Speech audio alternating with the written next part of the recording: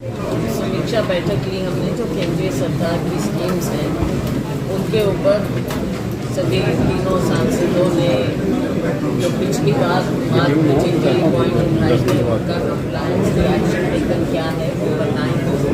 अलग अलग विभाग आए, लेकिन दूसरी बात यह है कि कुछ विभाग ऐसे हैं, चाहे रेलवेज़ की बात करें या नेशनल हाईवेज़ की बात करें, एक आध और वो ऐसा लगा कि वो उतनी गंभीरता से नहीं ले रहे जितना होना चाहिए। कोई कारण क्या हो, लेकिन अभी हमारी दूसरी मीटिंग है वो गंभीरता नजर नहीं आ रही, तो इसको हम तीनों सांसद टेकअप करेंगे कि क्या कारण नहीं है, क्योंकि इससे बात तीन सांसदों की नहीं है, बात लोगों की। जिस पर्पज़ के लिए ये मीटिंग बनाई गई, भारत सरकार ने बनाई गई, लेकिन उसमें अधिकारी अगर गंभीरता नहीं दिखाएंगे तो लोगों की समस्याओं का हल नहीं हो पाएगा।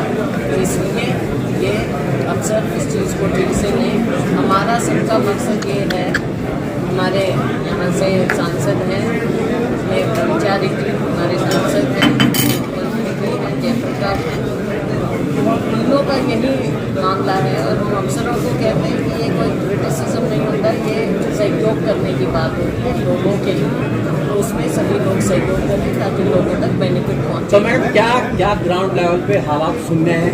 अभी आपके साथ में सांसद जी बैठे, उन्होंने कहा कि सेल्फ ग्रुप पार्टी विशेष का काम कर रहे हैं। क्या नहीं, इन्होंने ऐसा नहीं कहा, इन्होंने कहा पार्टी विशेष के लिए ऐसी शिकायतें नहीं आनी चाहिए, क्योंकि कई बार हमने देखा है कि पार्टी का मतलब ये भी होता है कि एक ही ग्रुप को बार बार मिल जाता है, तो ऐसा नहीं होना चाहिए। किसी को वंचित नहीं रखना चाहिए, कारण कोई भी हो तो वंचित ना हो, ये तो वेलफेयर का काम है, तो इसमें कोई पार्टीबाजी नहीं होनी चाहिए। तो मैडम सरकार कहते हैं कि बड़े बड़े दावे कर रही है सुविधाएं देने के, आपको क्या लगता है जो ये मीटिंग हुई उसका कंक्लूजन क्या निकल रहा है? बात ये है कि मीटिंग में हम पूछते हैं, असली बात वो है जो आप और हम जानते हैं, ज़मीन पर हम देखते हैं, आप लोग दिखाते हैं अपने मीडिया के माध्यम से, हम सब अपनी नज़रों से देखते हैं। आज जितनी भी बातें हुई, चाहे कचरे की बात हो, सफाई की बात है, रेलवे से संबंधित है, दूसरे विभागों से संबंधित है, हमने कुछ और आंकड़े भी मांगे हैं ताकि पता चले। संतुष्टि हम कैसे कहते हैं, क्या आपकी संतुष्टि है? नहीं, संतुष्टि कहाँ? सामने आंखों के सामने है, संतुष्टि कैसे दिखा देंगे हम? संतुष्टि तो हो ही नहीं सकती। मैम बिजली की दरें बढ़ गई, मेरा सवाल हो गया, तालमेल नहीं कर पा। बिजली की बात ये है कि लोग तंग हैं, विभाग के अधिकारी ढंग से उनका जवाब नहीं देते। मैम गरीब आदमी को 2 लीटर सरसों का तेल 40 रुपए में मिलता था, अब उसकी कीमत 200 रुपए बढ़ा दी, मतलब 100 कर दी गई है। इसके बारे में आप क्या कहना चाहेंगे? ये सरकार गरीबों को ही खत्म करना चाहती है कि उनका नाम ही उड़ जाए। गरीब कहाँ जाएगा जी? आप कुछ देना नहीं चाहते, देते हैं तो उसकी कीमत ऐसे करते हैं कि केवल अमीर लोग खरीदना चाहें, खरीद पाएं। आंकड़ों में आप कुछ का कुछ दिखा देते हैं, कभी कहते हैं कि बड़े गर्व से कहते हैं कि हम 80 करोड़ लोगों को राशन दे रहे हैं, तो ये क्या गर्व की बात है?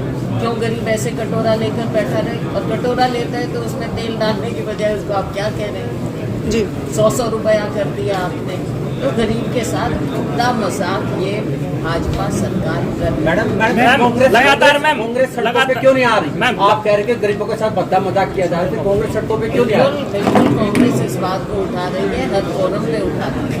बोलो मैम, लगातार हम देख रहे थे, आप सवाल जवाब कर रहे थे अधिकारियों के साथ, लेकिन ज्यादातर अधिकारी लीपापोती दिखाई दे रहे हैं, अधिकारियों को कोई संतुष्ट जवाब नहीं दिखाई दे रहा। संतुष्ट कहाँ हुए? मैंने तभी सबसे पहले आपको बताया कि जहाँ कुछ काम होगा तो कुछ करेंगे, हम खुश होंगे अगर हम संतुष्ट हों, सभी खुश हों, लेकिन संतुष्टि तो दिख नहीं रही है। काम पूरा होना चाहिए, कई बार फंड्स नहीं आते, कई बार सरकार पूरी तरह से गाइडलाइंस भी इनको ढंग से देती है, तो हर जगह सिर्फ अफसरों की गलती नहीं होती, ये सरकार की। सबसे पहले सरकार को अपनी जिम्मेवारी लेनी पड़ेगी और फिर सब तो उसको कैरी आउट करें। कोई गलत ढंग से अफसर कर रहा है तो वो दोषी है, लेकिन ये सरकार को अपनी जिम्मेवारी लेनी होगी कि क्यों स्कीमें नीचे जहाँ पर टारगेट होना चाहिए वो क्यों नहीं पहुँच रहा है, सरकार जिम्मेवारी ले। मैम ग्रुप डी का रिजल्ट जारी हुआ, MSc PhD वाले बच्चे उसमें मिले, क्या मानते हो कि भाई सरकार तो बिना पर्चे खर्चे का दावा करती है, PhD वाले ग्रुप डी में लग रहे हैं? यही तो ढकोसला है। 2 करोड़ नौकरियाँ कहाँ गई हर साल? मैम तहसीलदार को लगा रही है। हमने पहले भी कहा था कि इस तरह के, और ये आज नहीं हुआ, जब से ये सरकार आई है तब से हो रहा है कि बाहर के बच्चे, हरियाणा के बच्चों को एक तरफ तो आरक्षण देने की बात हुई थी, आपको याद हो? जी जी कि हरियाणा के बच्चों को आरक्षण मिले, लेकिन बाहर के लोगों को, हम ये नहीं कहते थे वो देश एक है, लेकिन जो लोकल बच्चे हैं बेरोजगार घूम रहे हैं, तो प्राथमिकता मिलना चाहिए। बहन जी, इसके बारे में डीसी साहब को